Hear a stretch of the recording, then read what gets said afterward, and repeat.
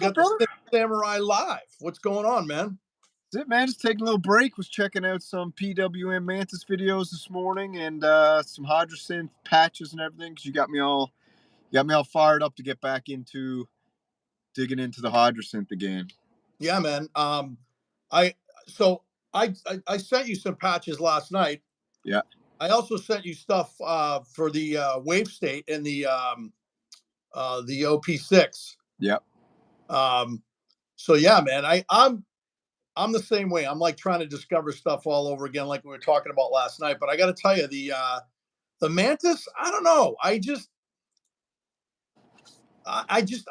After seeing a Jupiter X and seeing the Muse, Yeah. I'm having a real tough time with like these smaller keyboards now and the paraphonic duophonic thing. And you and I talked a little bit about that earlier today. But I mean, how do you feel about it? You know what I mean? Like, I think, to be honest, if I had, I like it. The sound, there's something about the sound that I like, but when you're coming in at $1,400 and you've got the TE-05 right there next to it, I really don't know why you would go for the Mantis when you could grab the TE-05. That's the thing, you're going to do a 5-voice Oberheim right. synthesizer that's just absolutely, because I sent you that Dr. Mix video again. I was watching the TE-05 this morning, and man, that thing is such a beast, it sounds like. So I don't know why you would pick the Mantis over that, but it's one of those things. It depends what you want, like if you're just looking for a super gritty, interesting synthesizer, it's duophonic, but you can play 4 notes, and it's got that. I was talking to a guy in an email this morning, Kevin Stays his name, and he was just saying they did something interesting with the gain staging. They kind of just released it, so it's like a Mustang, it's got a really, really delicate, I don't know if you want to call it tuning, but put it this way, it can run wild, Right. Okay. And So it's not stable, in other words. I don't know. Yeah, a little bit, but it's a little bit more like it's got a little more like to it, Yeah.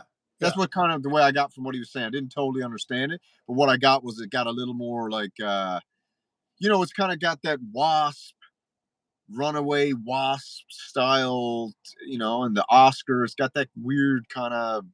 Well, it's funny is the Matrix Brutes like that.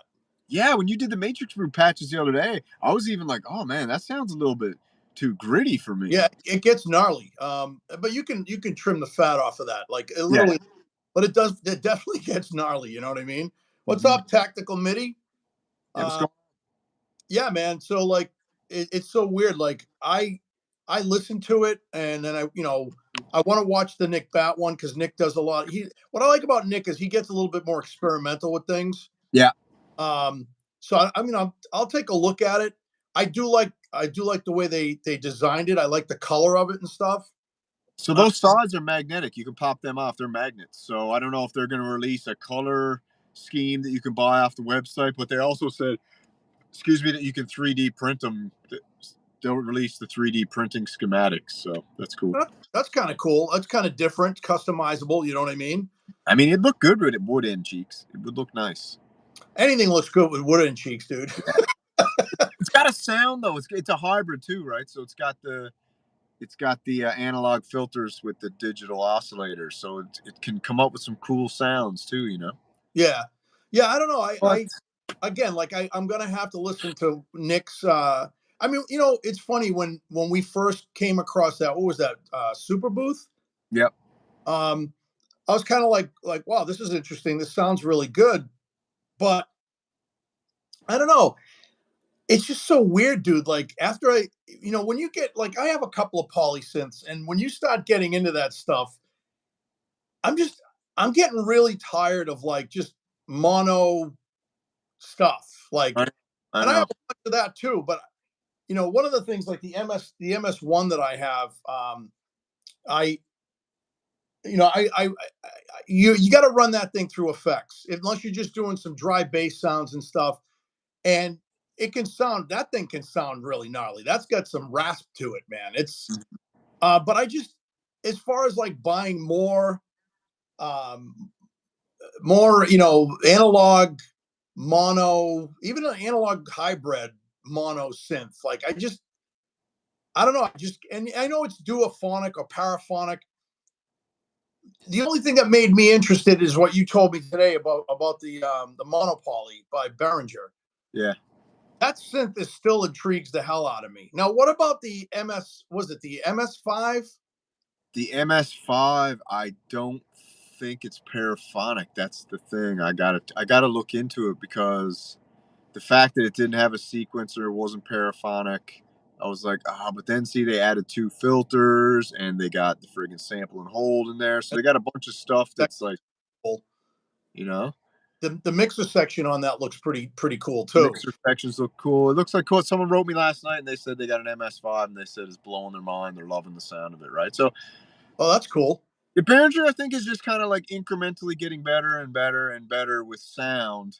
And I know we said it before, but seeing them kind of pivot away from the clones is going to be an interesting uh, demarcation point for them if they can start. Because I feel like their sounds are good enough to be on their own, but because they keep attaching the names of their synth to a vintage synthesizer, immediately you're going to get the instant criticism of it. It doesn't sound like it, Right.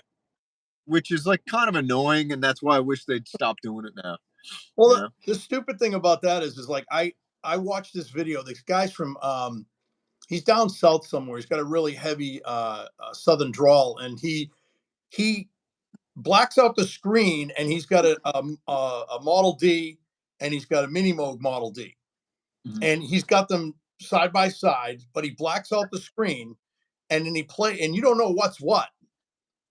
And dude, I love the comparison that he did because you have no idea. And then he turns the screen on and he shows you. He plays the Behringer one and he plays the Moog one, and you can't tell the difference. So you know, I again, I wish Behringer would stop cloning. And I keep pushing the DeepMind 12 on you. Yeah, I know. The thing is now is like I'm past the point of the DeepMind 12, and I don't know why. That was like the first synthesizer I was ever going to get, but I just moved on past it now, and I don't know if I can ever go back to it Have you ever because played one? What's up, Viral Beats? Have you the ever played one? screen, dude, the Oh, wait a minute. screen. Viral Beat says, I am still curious to hear what the Elka clone will sound like. Yeah, I mean, I sent you a video on Elka since they made the what do you call it? The space. Oh yeah, the space organ. Yeah, which I guess Vangelis used. That was I sent to you. That was Magpie, and he's going to tear that thing apart and destroy it probably because it doesn't work. It doesn't function right. But I did watch another video on it, and that thing is crazy. It's like a Casio on steroids. It's weird. It'll be interesting to see what the Elka sounds like, and are they going to do it in that kind of slim design that they got put out for the JT16, and the Neptune and the DeepMind?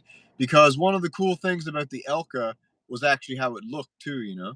Right. So this is kind of where I wish they would be. They would do that. This is what I wish they would do with the S, because I think it's called the STX, the Behringer STX. I wish they would just say inspired by the Elka. Right. Like I wish they would just be like inspired by the Elka synthesizer, and then you'd be like, oh sweet, and then you're not expecting it to sound the same. You're not like having these you're not like, you're not even expecting it to look the same. Like when they say the JT16, just be like inspired by the epic Roland Jupiter, but Right. way more, but way more features, or same thing. Inspired by the Mini Moog, the Poly D, instead of being like clone, and even what, just change the look of it a little bit, and I think that would serve them better Well, at I this mean, point. the other thing is too that Behringer doesn't clone them exactly. Behringer always throws these little things in there. You know what I mean? That the other Yeah, synths didn't have. Look yeah, at the monopoly, dude. I mean, it's got all four oscillators, but then they uh-huh. throw in some other stuff. I forget what it is on the monopoly that was different than the original, but it's the whole form factor too. They made it a flip top. You know what I mean? Exactly. Yeah. I just kind of sit there and I go, okay, well, you guys come this far, and then they come out with like the Proton, the Neutron, the DeepMind Yeah. 12. Those are originally designed synthesizers, and I don't understand why. At this point now, where Behringer is, they're up Yeah. there. They've sold enough stuff to be up there to say, okay, we got this, we can do this, you know, and just come out with, you and I both wish they would come out with. Remember when they did the vintage software? Yeah. If they came out with a synth with a touch screen like that would be so innovative. Number one, number two, it would blow people's minds. They'd be like, "Wow, look at this thing," and have it be like a VST synth, like an Astrolab. You Yeah, I know? agree. I think that would be cool. And okay, so one thing we didn't talk about last night, I had loaded up before the stream got all crazy, um, was picking out the Behringer Polyosk that they came out with in the Behringer Swing form factor, or Right. it looks like a mini freak form factor, right? It's got a little screen like the mini freak, it's laid out like the mini freak, got the sliders like the mini freak, and they're doing the Oscar. I think that is a pretty cool way to bring out some older clones too and keep them cheap, because if they throw it out in the old plastic Behringer Swing casing, but the sound is bomb, Yeah. I don't think, and they do it for 199 bucks. Like, if you imagine you could get almost exactly close to the Oscar sound, and now it's polyphonic, and you've got it in a key step size controller, and it's 199 bucks. Yeah. I mean, so that kind of reminds me of, remember when Yamaha came out with the little form factors in the small, they were like small keyboards. One was like a supposed to be like a CS80 and stuff like that. And I forget the names of them. Oh, wait a minute. Viral Beats says the Syntax VST sounds great, especially Cherry Audio. It's a rare synth, so there is no affording that hardware. I really hope Behringer can is able to pull it off. Well, yeah, I mean, I agree, but like you were saying, like I want you to get back to what I was saying was the Yamaha came out with it was like a CS80. They came out with the DX7, but they were in that like that that form factor like the Swing and the Arturia key step. Yeah. Um, and I played them. I remember when Guitar Center had all of them, and I Yeah. went and checked them out. This is when Guitar Center had all the stuff. I haven't been there. We got to make a trip there because I heard it's changed a lot. Um, I think they've gone back to the way they used to be. But anyway, um, the the only one that stood out in my mind was I forget. It was white. It was a white one. The Rhodes one. No, that was the CS. That was the CS. Yes, it sounded amazing. They they Again, they should have done those in modules. Putting keys on those was stupid. yeah, it should have been a module. They should have done modules. It would have been way better. They could have done them a little bit bigger, and But see, that was Yamaha's way of yeah, saying, "Oh, everybody's doing this. Watch what we can do." And then yeah, they don't care. They no, come out with the montage, and the montage is a beast. It's a beast. It sounds unbelievable, but it's not that kind of stuff isn't in my wheelhouse, man. I don't like all-in-one studio. yeah. I'm not a big, and that's why someone was like, get the Phantom instead of getting the Jupiter X, and No, I was like, well, I can't get the Jupiter. I don't want to get the Phantom because one, it's ugly, and two, it's got this big workstation-y, like all in one kind of. It just I don't like that style. Although because that's just not the way I do it. But I think Viral Beats got the Phantom. I don't know. Let us know in the chat. But if you're sitting down and you really want to get going, then I can see how the Phantom's amazing. If you just really want to sit down with that and really start building up something, I think that that's a cool thing to do. But back to his point about the Viral syntax. Beat says you don't want to get a phantom. A phantom, trust me. What's up, Pelcade? How you doing, bro? Yeah, why Viral? Give us the top 3 reasons not to get a Phantom. But just to address his point on the syntax by Behringer, I think this is Behringer's first time using the FPGA chips or FGPA field Whatever. gate, whatever it is. I can't even remember now. FGPA or something, field gate. Anyway, And that's going to allow them to recreate the circuitry from the Synth-X, and that's kind of what they're going to be using going forward, which I think Udo uses in their Super Geminis and all that. Right. So it's an interesting time. It's like the stuff we were talking about Roland yesterday. It's a very interesting time to see how these companies are going to navigate the future, Yeah. because you really got to thread the needle. You got to thread the needle, Yeah, and or not, or I think not thread. um, was it polyphony issues, lack of time stretching, and lack of new sounds. What's Viral Beats think of the Jupiter X? That's what I want to know. Viral beats. So yeah, what do you think of the Jupiter X, man? Pedal Cade just said Synthfest meeting and is August 24th. Should check it out. So that's around here in New England. Synthfest meetup August 24th. I don't know. I think my brother's in town. What's that, this weekend? Yeah, I'm going away with the missus, so I'm not Yeah. gonna. My brother's visiting he's coming next Wednesday, so I'm out for that. That'd be Yeah, cool. it's not this weekend, but next weekend. Yeah, exactly. So that's the when he's coming, but we can't do that. But back to the Mantis for a second. The Mantis, PWM did the Malevolent, which was all analog. Mm-hmm. They went and did the Mantis Now, which is a digital analog hybrid. And I'm this is what my gut's telling me is they're doing a trifecta. They're going to have the analog Malevolent semi-modular. They're going to have the Mantis duophonic hybrid, and then they're either going to go like a full digital hybrid polyphonic next, or a full digital is what I think. But I probably think they'll stick to maybe analog filters, digital oscillators, but they're going to do a polyphonic synthesizer next. Then you'll have your three, right? They'll have their staple analog. They'll have their basically monophonic hybrid, duophonic hybrid, and then they'll have a polyphonic hybrid. And I think that would be a pretty good progression. Yeah, I mean it's possible. The thing Could be is wrong.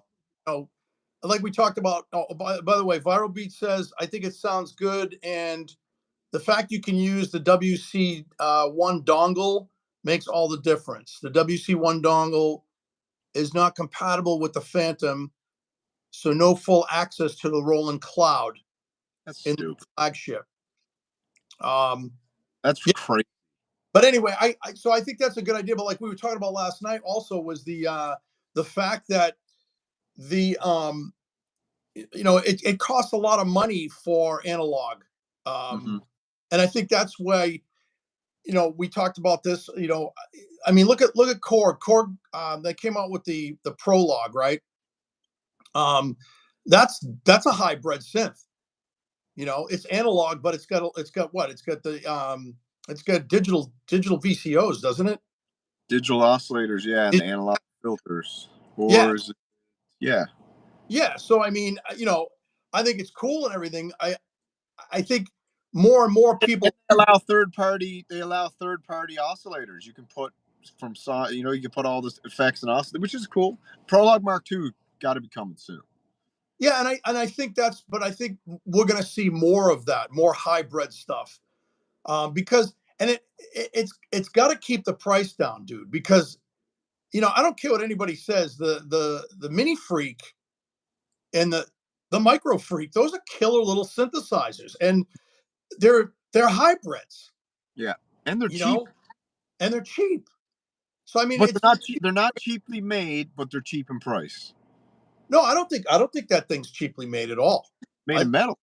It's a solid little machine. Yeah, But I just think that's where a lot of companies are going to go is more towards the hybrid synth.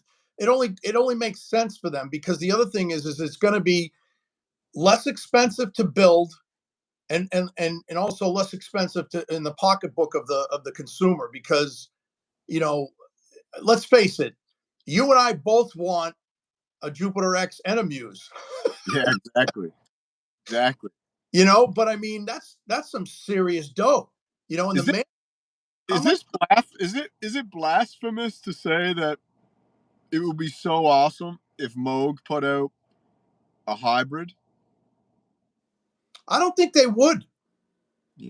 Like, what about if they kept their filters and put out a hybrid that was just absolutely mind blowing? And Well, I mean, here's the thing And you know what about they should call it? This is what they should call it. This should be their next synthesizer. It should be a hybrid synthesizer called the Moog Sideboard. Insane. well, I mean, the thing about that is if Moog did that, I don't think they would have the firmware problems that they've been having with Polys.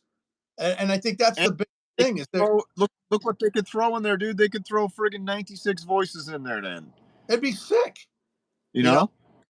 It would be completely sick. I think, and we'll see where M Music goes with them. I think the first step was the Muse, and I think for the first synth coming out under a different leadership, I think they did a great job. I think they did a bang up job. I think a Moog Cyborg for $2,500, a hybrid synthesizer would be an absolute burner of a fire sale on that. I If you know, they and the thing is I would really. It's too bad that Bob Moog isn't alive because I don't know if Bob. I think Bob would. I really do. I think that he would not gravitate towards it, but I think he would appreciate the different technology that's out now. I could be wrong. You know, I know Dave Smith did. He was like, "All right, we got digital technology that's more stable now. Let's use it." You know what I mean? Um, so I don't know. I think Bob would embrace it. I think I was it the subsequent 37. I think that was his last. Wasn't that was his last real design? I know the Sub Fatty was his design. That's why I bought it. But I think the subsequent 37, I believe, was his last design before he passed. I believe. I could be wrong. Um, but I just, I just think that, am I saying this right? Maricino Mandara. Get a peek, he says. Yeah, we never talk about the Novation Peak, dude. We never talk about the summit. I played the summit at NAM. It was killer. Uh-oh, I think I lost Samurai. Yeah, he's frozen, man. He's frozen in time. Interesting. Samurai, you're frozen, bro. Well, this is why it's called live TV, ladies and gentlemen. Wow. He just froze up. Let me see if I can get a hold of him on my computer. But it's true. We never talk about the peak and the summit. And yeah, they are good synths. I agree. They're beautiful. Let's see. I'm just gonna. Oh yeah, he's gone. Oh, that's too bad. I'm probably going to be doing another live session today. I'm going to be doing some more stuff with the synths that I have, and I hope everybody will. Oh, yeah. I was going to message you. I don't know if you caught the last bit that I was saying, but Viral Beat says, "Ha ha ha, stream life." Yeah, no shit. Yeah, stream life, man, it's getting weird with the stream life, man. I don't know, something's getting jacked with streams. I That's don't. for I don't think they don't like the synth mafia, dude. Because we adopted the synth mafia, so the Illuminati don't. They don't like us, dude. Yeah, we captured the flag now, man. It's Synth Illuminati and the Synth Renegades have united. We captured the flag, and now it's the Synth Illuminati versus everybody now. Um. Yeah. I hope I'm pronouncing your name right, dude. It's Maraschino Mauricio. Mauricio Mandara. Yeah. I don't know if that's Italian, Spanish, or Portuguese. It's a great name though. Um. But he mentioned the summit, and we never talk about the summit. We never talk about Novation, and you know, I played the summit at NAM, and that's a killer synthesizer. That's a hybrid synth. You Yeah. know, We never talk about Novation. Novation marketing sucks too. it does, and Novations are great, and they're solid. They really are stable. The Peak. I remember it was David Spears on who owns GeForce software. Mm-hmm. He I guess they did some sound for the Peak, Yeah. and he actually demoed some of it, and it sounded unbelievable. Like I was like blown away. I mean, Novation Base Station, dude, that's a killer friggin' synthesizer. Yeah, the base station, and they got the those little what are they, groove boxy things, the circuit tracks, and Yep. a couple other things like that. People love those too.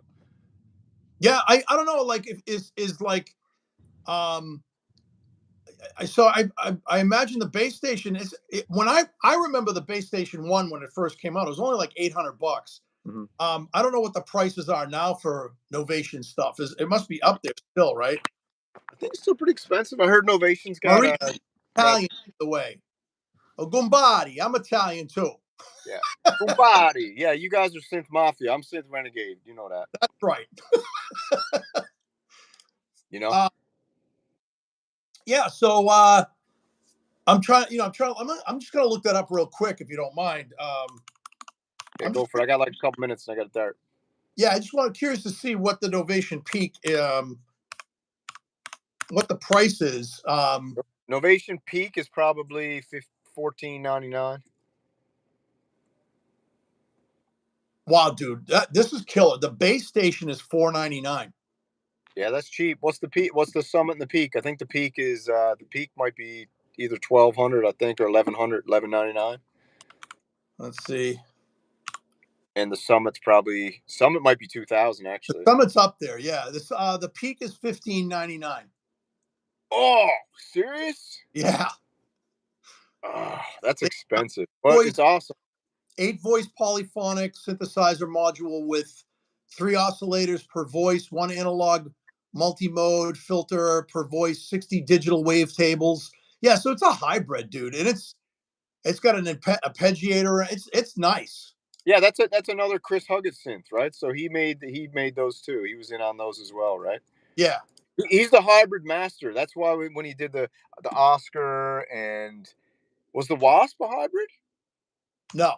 No. So the Oscar, and then the Peak and the Summit, and now the Mantis. So it's cool. So he, Summit. The Summit is 2299. damn. Yeah, it's up there. So those are pricey synths. I heard they're coming out with a new one too. A new polyphonic is what I heard. Yeah, it's 16 voice, 61 key. It's a hybrid. I mean, it's got it. You probably won't like the looks of this because it looks a lot like a Rev 2. No, because at least they put some friggin' blue in it, dude. Oh, you're killing me, They man. put some friggin' blue in it. Rev 2. Does the Rev 2 even got any red? What's on it? Is it red or Yeah, is it just black and white? it's black, white, and it's got red lights. All right, I'll take a look at it next time. I got to take another look. I really want when you come over here, dude. I want you to play it. You're gonna love it. You're gonna Yeah, dude, I'll check it out. the key bed feels. It's the nicest key bed out of anything I own. Really? Yeah, Hans Volt said I told Hans Volt that he should get the Mantis. I feel like the Mantis is right up his alley for his gritty style. So we'll see what he says about the Mantis. There's not too much new stuff that I've noticed that Hans really gets super pumped about. So, but he's got so much old, insane Soviet things that are just yeah, wild. It's like really crazy. So I can understand why he is not super excited about a lot of the new stuff. But I think yeah. he's going to be excited about the Mantis. I think we'll see. The stuff that he has is amazing. You know what I mean? Yeah. The Soviet synths, man. Those are. I wish if Behringer does anything, they should clone those puppies. Yeah, they should clone some Soviet synths. That'd be sweet. But maybe they're going to knock out the Elka first and get the Italian and the French ones out of the way. Because I think they're doing the Krumar, and they're doing they did the Polavox, Well, what's a Cobalt? The Cobalt. Polycobalt. That's also, That's French, I think that's Russian. is it? I thought No, that's not Russian. I think it's Italian, or it's French. I think it's French. Yeah, French, and Krumar is Italian, Yeah, and then the Polavox is Russian. yeah. Um, yeah. Polavox So sick. what's I don't know that? if you've heard it. It's a sick synth. It's nasty too. It's got a growl to it. Which one? The Polavox. Yeah, the Polavox. Did you check out the Krumar, like the Mini Moog clone, the French Mini Moog? No. Check it out. I think it's still out. You can buy it on Sweetwater for 4,999. Jesus Christ. Yeah, totally mental, man. And did you see that synth I sent you this morning? The big Colossus one that cost 10 G's. Yes. Yeah, that's insane. But yeah. So we'll see tonight, man. I might be able to get that Sonic where if that cable's at the house, I'll break that out. But I got to dart back to work here now. So let me know if you go live later on. I'll listen in. All right, cool. All right, player. Thanks for inviting me on the stream. No, no problem, man. And thank you guys for joining. I All right, appreciate it. take it easy. All right, ciao.